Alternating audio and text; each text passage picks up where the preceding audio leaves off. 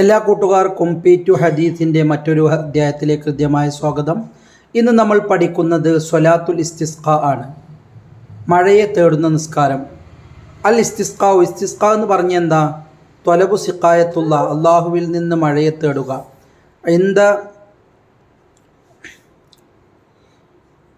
ഇന്ദ ഹുദൂസി ജദ്ബിൻ, ഒരു ക്ഷാമമുണ്ടാകുമ്പോൾ.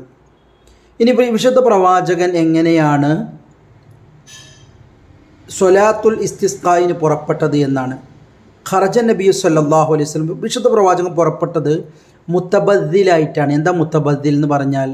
ലാബിസുൻ സിയാബൽ ബദ്ല, ലാളിത്യത്തിൻ്റെ വസ്ത്രം ധരിച്ചുകൊണ്ടാണ് വിശുദ്ധ പ്രവാചകൻ മഴയെ തേടുന്ന നിസ്കാരത്തിലേക്ക് പോയത്. മുതഖശ്യൻ, ഖുശൂ, ആ ഖുശൂ സൗത്തിലടക്കം പ്രകടമായിരുന്നു. ഭയഭക്തി, അള്ളാഹുവിനെ പേടിച്ചുകൊണ്ട്. മുതറസ്സിലൻ, വളരെ സ്ലോലിയാണ് നടന്നു പോയത്. അദമുൽ അജല, ധൃതിയില്ലാതെ.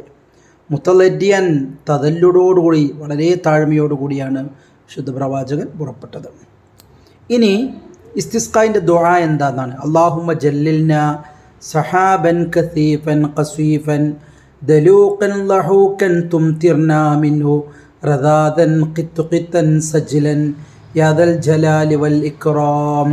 അല്ലാഹുവേ, ജല്ലിൽന സഹാബൻ കസീഫ, ഞങ്ങൾക്ക് കനമുള്ള മേഘങ്ങളെ വെളിവാക്കണമേ. ഖസീഫൻ ദലൂഖൻ ലഹൂഖ, ശക്തിയായി കോരിച്ചൊരിയുന്ന.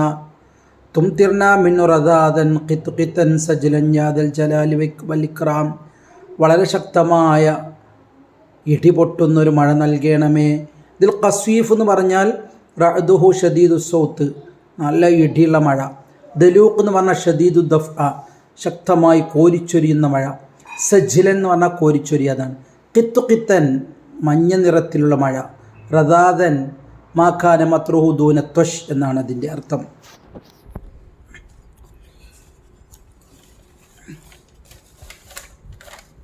ഇനി നമ്മൾ പറയുന്നത്, ഒരു നാട്ടിൽ മഴയില്ലാതെയാകുമ്പോൾ അവിടുത്തെ മഹാന്മാരെ കൊണ്ട് ഇടതേടി പ്രാർത്ഥിക്കാമോ? അത്തവസ്സുലു, ഇടതേടി പ്രാർത്ഥിക്കുക.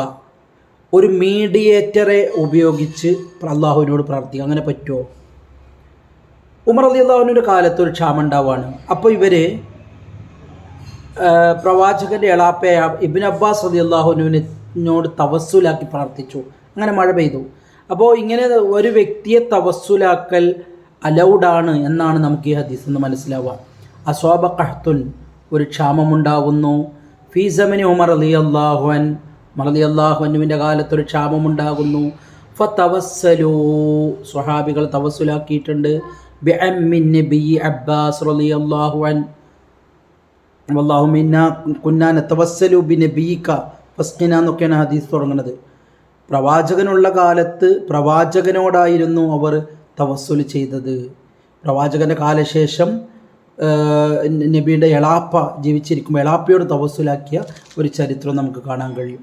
ഇനി എങ്ങനെയാണ് കൈഫിയത്ത് സ്വലാത്തുൽ ഇസ്തിസ്ഖാ, മഴയെ തേടുന്ന നിസ്കാരത്തിൻ്റെ രൂപമാണ്.